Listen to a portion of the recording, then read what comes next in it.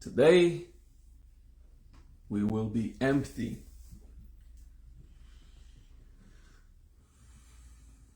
Breathe. Set yourself in an attitude for a simple meditation class. Simple. Let's see. Might be a bit more complicated at one point. Let's make sure you understand. RiktarAddhi, who will explain this Siddhi.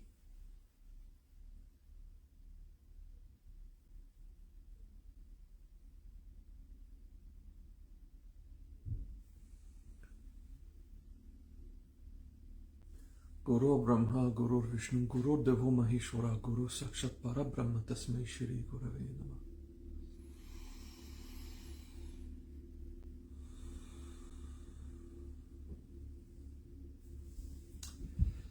The Siddhi of the day, riktarAddhi.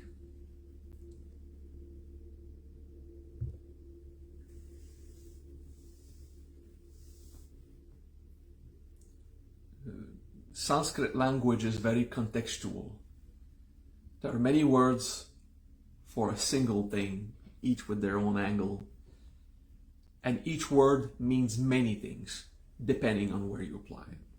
It's a complicated system of thinking. Okay? For us, a car is a car.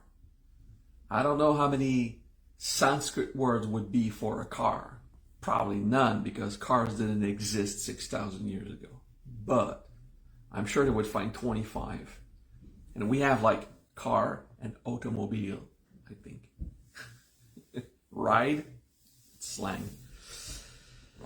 So the word perfection has 20 something ways to say it in Sanskrit. Perfection. But we'll focus on two most important for this class. The word Siddhi, like in Siddhi Meditation, and the word Radhi, okay, which is Siddhi but starts with Ra instead. Radhi, R-A-D-D-H-I. Siddhi, which is the meditation type that we do. Siddhi means to accomplish something, to perfect yourself into something, to become powerful, to progress in a field, okay? So, Siddhi meditation is the art of perfecting a skill or a state of being, or an attitude, a virtue, whatever your Siddhi is, okay? So, Siddhi meditation is you focus on a word and a concept, and just meditate on it. Just sit with it and breathe and let it work. Okay? Siddhi thus means perfection or perfecting ourselves in a subjective way. Siddhi means to perfect yourself in a way that you'll never reach an actual objective. It's not like, I will work on the topic until I am perfect. No. It's more like the attitude, I'm perfecting myself, meaning training. And if I train 10 more years, I'll just be 10 years more experienced. So in this sense, we don't think that there's an end to the process with the Siddhi perfection. It's a subjective getting better, whatever that means. Okay? Radhi is objective perfection. This thing is perfect, or it is imperfect, or not good enough. Objective perfection is completely subjective. Okay? First, it's an illusion. Objective perfection, what is perfection? You know, that's the hard problem of perfection. If an athlete in a sport, any sport, soccer, baseball, football, hockey, whatever sport, you have the perfect player because he's the one with the most score, collaboration with the team, performance in his field. The best athlete in the world is considered perfect. And that means that the hundreds of thousands of professional and amateurs in that sport are considered imperfect compared to the one that is the best, because he's like the perfect player. Until 2 years after, someone comes around and is better, an athlete. And he or she becomes the new perfect athlete, which means the other is now imperfect, the previous one. Like how was the previous athlete, best athlete, perfect if it was surpassable? You see, objective perfection is subjective. Like the idea of something is perfect as a fact is a dream we have. It's an illusion. Okay, so now we apply it to ourselves. We want to be perfect. Okay, not good enough, but perfect. We will never reach that. So the idea of being perfect in a field or as a person, perfection of mind for the bodhisattva, the idea of perfection is a flaw of the human mind. Because the moment you would be exposed to something better than what you have idealized, perfection just became further, harder to reach. Okay? So, Raddhi, objective perfection, it's the illusion of objective perfection. Like you look at a painting, this painting is perfect.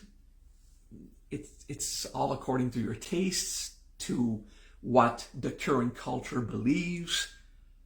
Objective perfection is so subjective and so dramatic, illusionary, and it is filled with self-hatred. I will never be good enough for that. Do you understand? It is born of low self-esteem, judgmental attitude towards whatever, like art. I don't like this painting. And the others, this is perfect. I need it. I want it. And the other finds it ugly, but it's all about culture. Now, in our society, the dramatic dream of Raddhi, we apply it to our body. What is a perfect body? And it just makes the existing self-hatred rise. It just makes the lack of self-esteem rise. Self-esteem is a complicated topic. Maybe we give a class another time on it. Anyway, self-esteem, wanting to be good enough, wanting to love me as I am. But the idea of having a value as a person does not exist. We have no value to obtain. So when we want to be validated by others, we're looking for what? Exactly. Which kind of, when are you going to be good enough? All this field is full of illusion. Okay? And this is where it's important to understand Raddhi is a curse, if you want. It's not a curse. We curse ourselves by believing into it. Raddhi just means objective perfection. Okay. So Siddhi Meditation is the concept of perfection. We never tried to reach an objective. We're just getting better. Like, why are you training Siddhi Meditation? Oh, it is to perfect myself. We don't say it with the idea that one day we'll be good enough. I mean, no, it just means I'm practicing to get better. Okay, so we accept it as a subjective art of self-realizing something, of accomplishing something for ourselves. There's no threshold to reach. No, we don't need to be good enough for it. We just practice to get better. And we use the expression practice to perfect ourselves. And then the inaccurate expression, practice makes perfect, which is not true. If perfection, objective perfection, does not exist. Okay? So Radhi is important to understand why it's so important in that Siddhi. Okay? Because the other word of the Siddhi today is rikta. Rikta is emptiness. Not full, sometimes, but mostly it means empty or without anything. And it doesn't mean failure. It means that there is no success. Okay, it doesn't mean failure. It just means there's no concept of success in there. Okay, that's like a secondary application. There is no success. There's no point in imagining the success of something. Okay, so there's no objective to reach. That's a secondary use of the word.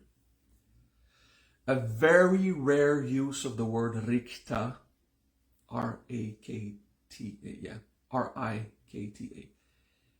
A very rare application means unfulfilled. But this is like in complex phrases where you would say, I do not feel full in the feeling of self-love. Okay, I feel unfulfilled. Okay, but that's a complex application of the word in some phrases. Okay, so what matters is the main meaning, empty. Okay, which brings all the beauty to the Siddhi riktarAddhi. Okay, empty perfection. The emptiness of perfection. riktarAddhi. We focus inside. And we breathe and relax into the Siddhi as I continue the class. riktarAddhi. There is no perfection. There is nothing to achieve. There's no final objective where I will be good enough. There's no need to be good enough. And this is very important. The emptiness of objective perfection, how empty it is there is no need for me to be good enough for something. Okay?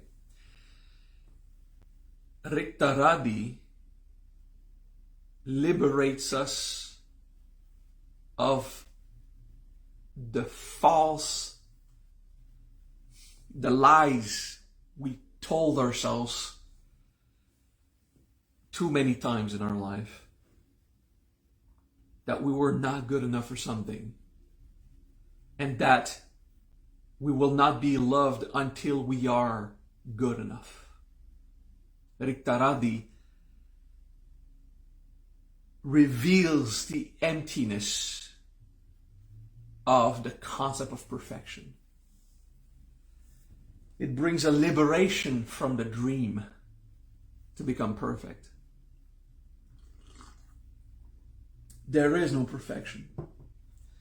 But rikta, meaning empty, means that we will get rid of, we will get our illusions out of our system. Okay, so it comes to purify the mind from the belief of perfection. That's just what I can explain. Like any other Siddhi, as you practice it, revelations will happen. Like riktarAddhi will take on different meanings, but as they are revealed, like once I am empty of illusions, I am perfect. That's just one of the possible revelations that could come. You can think it in your head, but once you have a revelation inside, there's a state of liberation that comes. But you need to practice it enough to accept how deep it will work in you. Okay? Riktarāddhi. Everyone in the surface of our mind believe, of course, there is no perfection. That too is a lie that we tell ourselves. We tell ourselves that we don't believe in perfection, while deep in our subconscious, we have been culturally trained to believe in what is good enough and what is not. One of the lies we have is to believe that we have philosophically learned correctly everything about perfection. And we don't believe in it, okay? You can tell yourself there's no perfection. I don't need to reach an objective to be loved. I don't need to be good enough. You can say it and dream it and hope for it.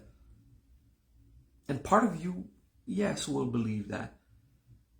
This is like autosuggestion. You want to reach that point where you don't need to be good enough anymore. But culturally speaking, socially speaking, we are filled in our subconscious mind with so much belief, thought processes. We are hard on ourselves, perfectionist, all with a soft self-hatred in the background.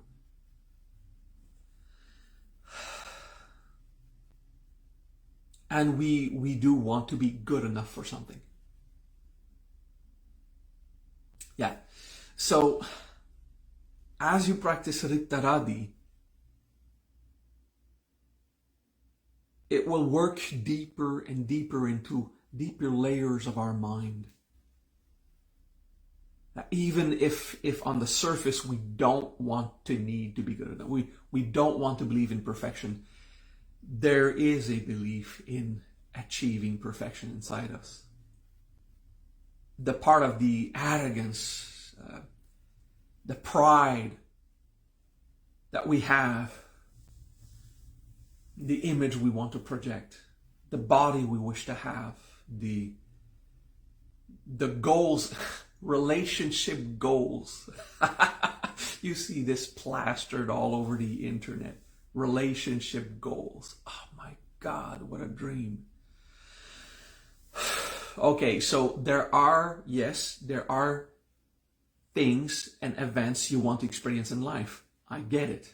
So you wish to experience something in a relationship. That's cool, because it's a desire of emancipation.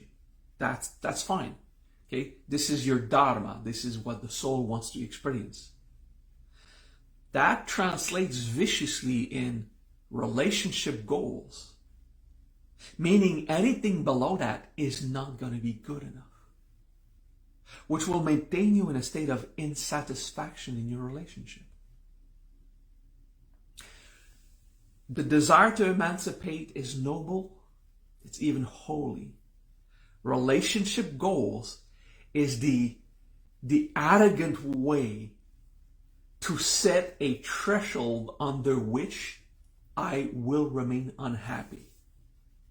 It's a immediate sabotage. Relationship goals is a subconscious sabotage.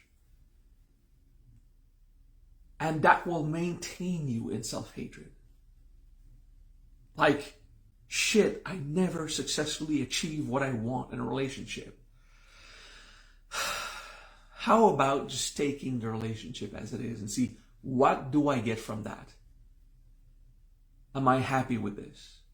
Like, if you don't have a goal to achieve, and then you hope to emancipate yourself in certain ways, but will it happen? Is it possible?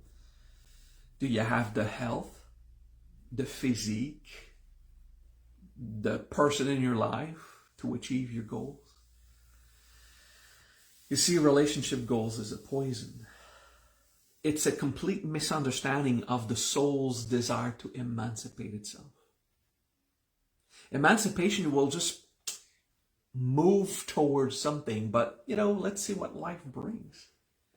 Emancipation is a subjective siddhi of something you go towards, whether you reach it or not.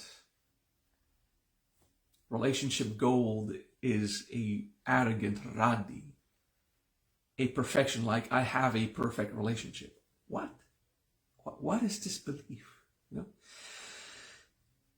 Even if you are convinced you don't believe in a perfect relationship, and you say to yourself, there's no perfect relationship, I understand, deep inside, you have been conditioned in a society, the TV shows that you see, the advertising of products that show you what a couple should be, how relationships should be.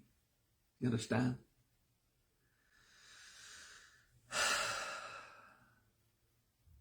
So the riktarAddhi is a siddhi where you accept, first you have to accept you don't perceive your subconscious mind. If you would perceive it, it would be your conscious mind. Do you understand?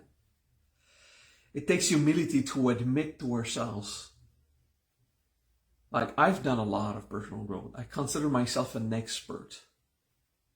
And one of my strengths is that I admit to myself, what don't I know yet?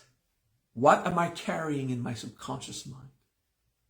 You see, the perfection of consciousness is not that I am absolutely conscious of everything. It is impossible. It is the humility to admit the limits of a mind, and thus admitting there's so much I'm not conscious.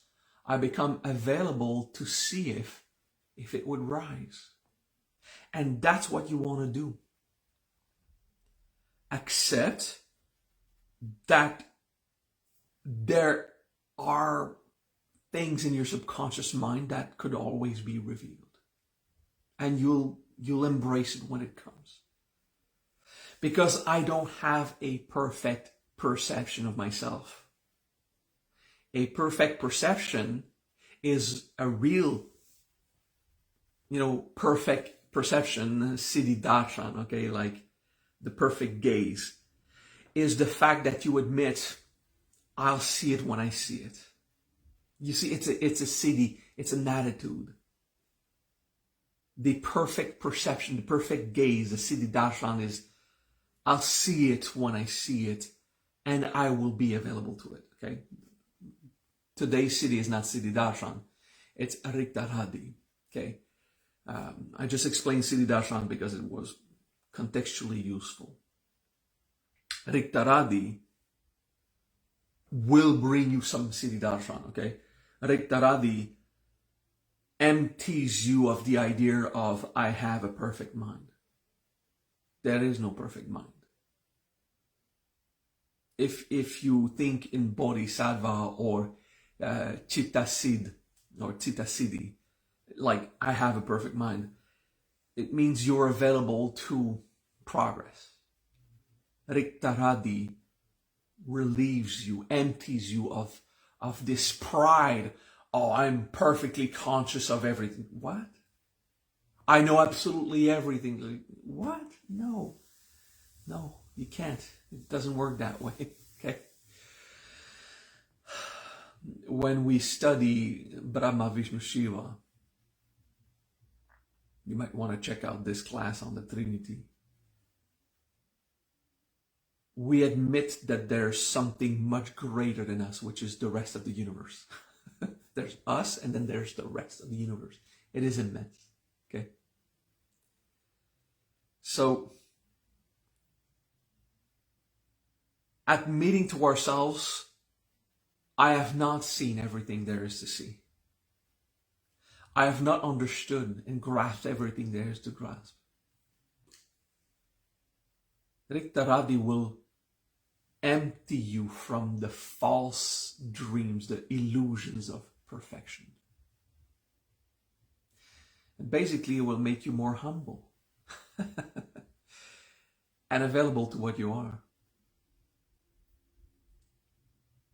And then the reason why you need to be so perfect will rise. The emotions of not being good enough, low self-esteem, false humility, and ultimately feelings of self-hatred, profound rejection, abandonment, and guilt, whatever flourishes in your self-hatred might rise.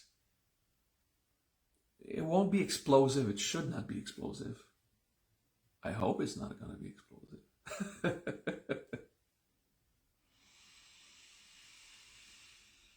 riktarAddhi, empty perfection. The illusion of perfection. The release of that illusion. The release of the false belief in objective perfection. riktarAddhi. I'm emptying myself from the dream, from the falsity of perfection, from the lies. I accept to let it go, and that means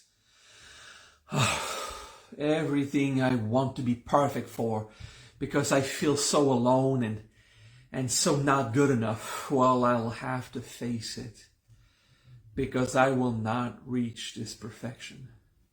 It's not real.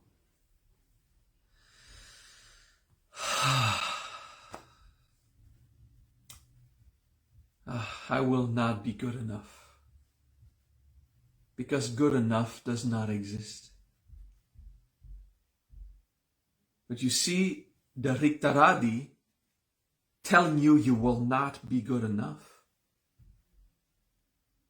also shows you you will never have to be. How liberating will it be when you reach this point inside you? I will never have to be good enough, because good enough is not real. But the part of us that is stuck with that, because there is part of, even if we have done the Siddhi for 5 minutes, we should be liberated. Try a few months, riktarAddhi. I don't need to be good enough. There is no objective to reach. I can get better at everything. Like the humble and honest Siddhi cultivation of myself, getting better. But I don't need to be good enough. There is no Radhi to reach. Right? riktarAddhi is that attitude. The emptiness of perfection. The liberation of the dream.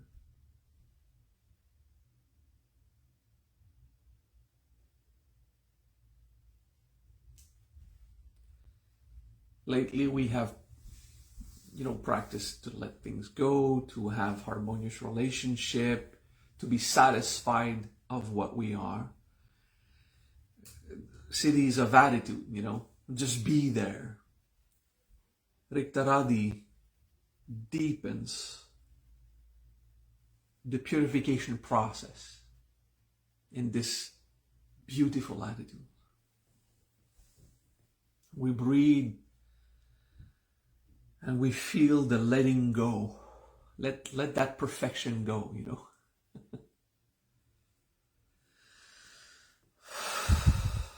riktarAddhi.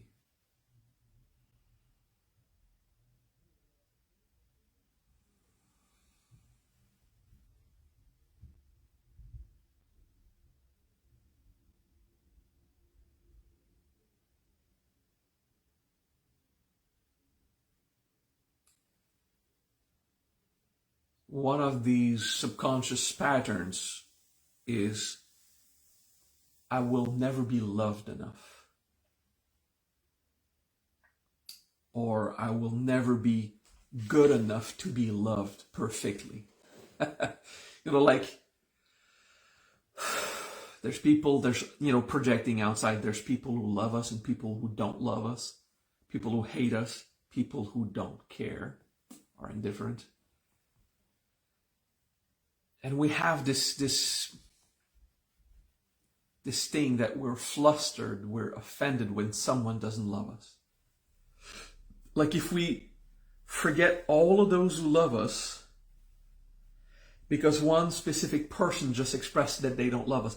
I'm not loved by the whole of the universe. That's an empty perfection. That's a false dream that the whole of the universe should love me. riktarAddhi will relieve you of this idea that everyone has to be caring of you, loving of you. Because everyone caring for you would be loved perfectly. It's one of those dreams. Of course, on the surface, we all say it. Now, I don't need everyone to love me, just a few. Like if someone loves me, I'll just take what life sends me. That's the Siddhi attitude. That's the objective to reach. Like I'll just accept the love that comes and let the other shit go. Like it's okay when love doesn't come. And for what I lack, I will love myself. We say it and it's good, and we actually reach some of it. But inside, look at how much you freak out when someone calls you an idiot. How do you freak out when someone affirms they don't agree with you, or actually find you stupid, or even worse, when they're actually angry at you?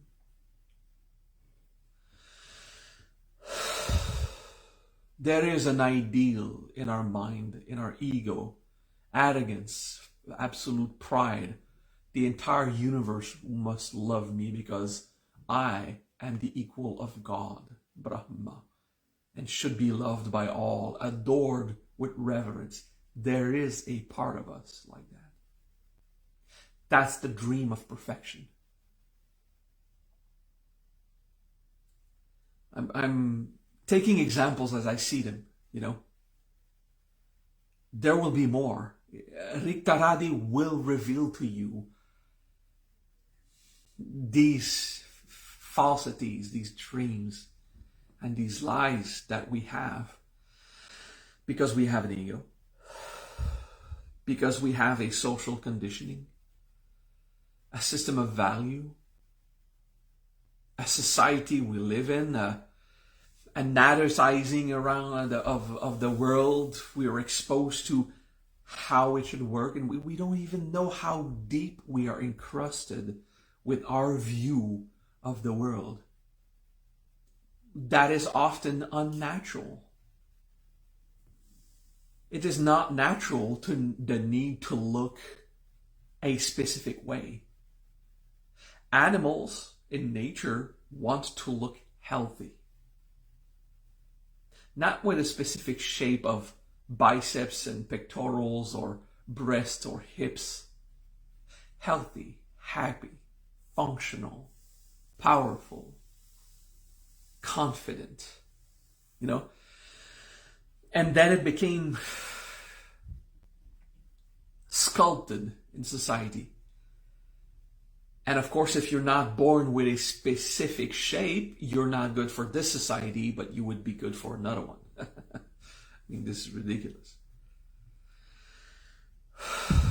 Just another suggestion, okay, of what riktarAddhi will show you and empty you of.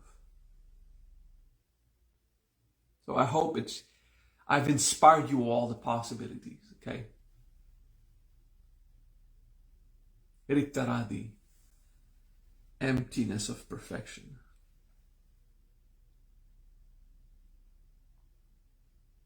There is no need to be good enough. It doesn't need to happen. It's okay when I'm appreciated from outside, but I don't need to be loved by everyone. I'll just see what love comes. And I'll supplement what I need really with my love, which should be actually your main love. Come on, beautiful mind of mine. Reveal to me the dreams I have and let that shit go. Let that dream go. Riktar'Addhi.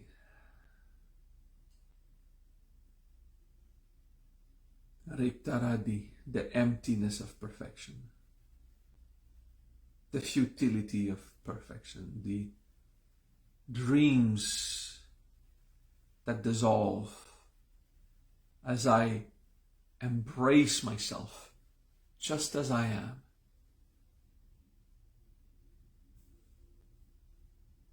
riktar'Addhi.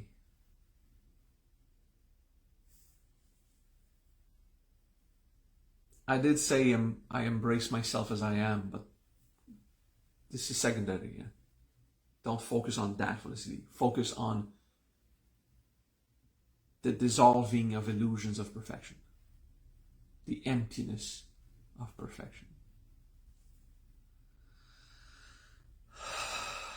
riktar'Addhi.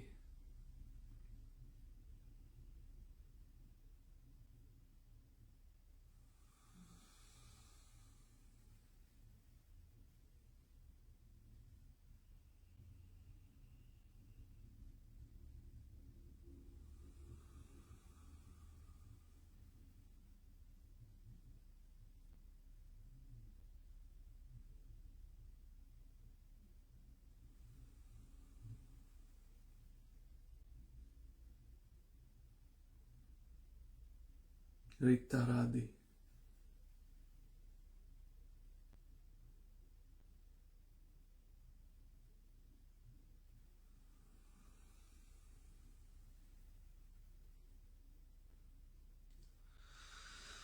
Don't focus on forgiveness, but forgiving yourself could rise at one point. Don't fake it. Don't force it.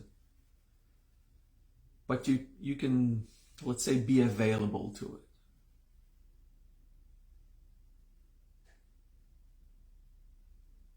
Sometimes forgiveness, we have to do forgiveness on ourselves because we were not good enough. And now that deep in our subconscious, something will realize we don't need to be good enough.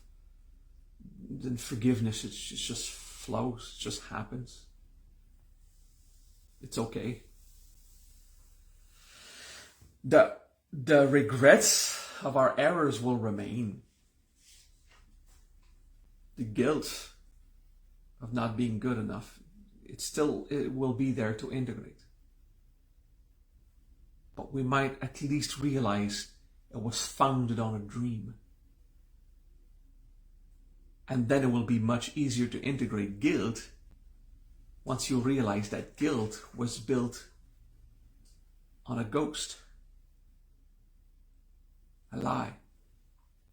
There's like, I didn't need to be guilty, but the emotion is still there.